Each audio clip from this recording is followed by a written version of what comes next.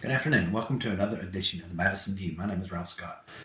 I just watched Jim Jordan fail on his vote by more than anticipated by his camp. Obviously, is what I heard on the news. I mean, I don't know the whole entire thing, but I wish there would have been a lot more other votes or no votes than that, because I still think it shows that everybody's clinging too much to the political base, and what needs to be done in the Republican Party right now is, like I told you, I've offered my candidacy for Speaker of the House, and of course I would be a neutral party. I'm sure the Democrats would accept me as well as Republicans would accept me. I'm sure of that. Because my family stands for this country, for nothing else. I don't stand for any political party. I don't care. I don't like the extreme left. I don't like the extreme right. So, I'm not saying they can't have good ideas, but overall, probably the odds of getting a vote from me would be about nil to none. And right now, your party is in disarray. You are showing everyone who is on the fence, most independent voters, most people with college degrees who vote Republican, I guarantee you right now are seeing just exactly what kind of people they voted in. Whenever they call you the clown car show, oh, it's true.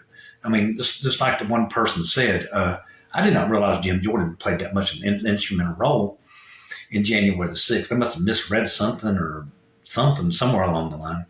But evidently, he was one of the key figures that was in on this thing. Evidently, he must have been the one that planned for the protesters to be there or something. I mean, I don't know. I mean, they're missing a phone conversation between Trump and the Justice Department, which should be submitted as evidence in his trial for insurrection.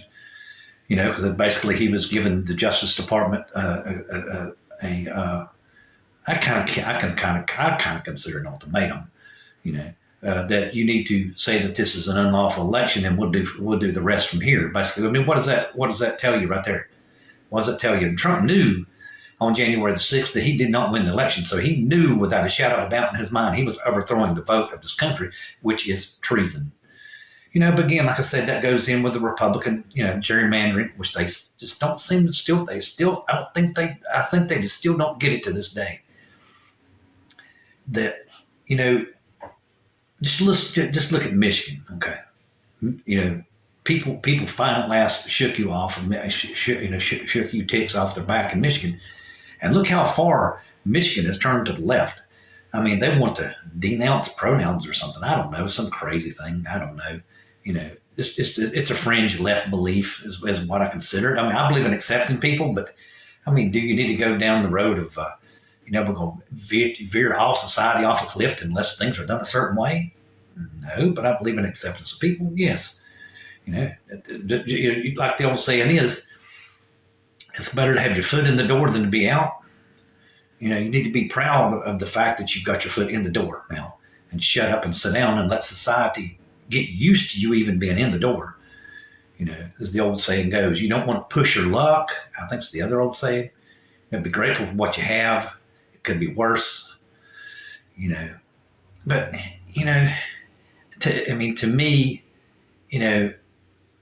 I just don't. For the life of me, I still don't understand why anybody would vote for Donald Trump.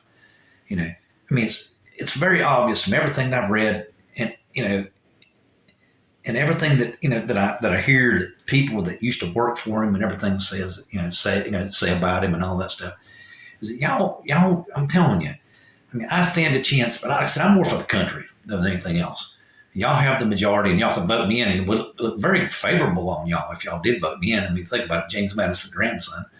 It would be a very newsworthy event, and it would really change a lot of like I said, it would really change the political narrative if you did that. And it would be a chance for you to take a deep breath and work for the country instead of Donald Trump. It's. For me, I don't understand for the life of me why anybody would vote for someone. The more and more I see this, the more and more I read this and that and all this stuff. These people were actually trying to overthrow the government.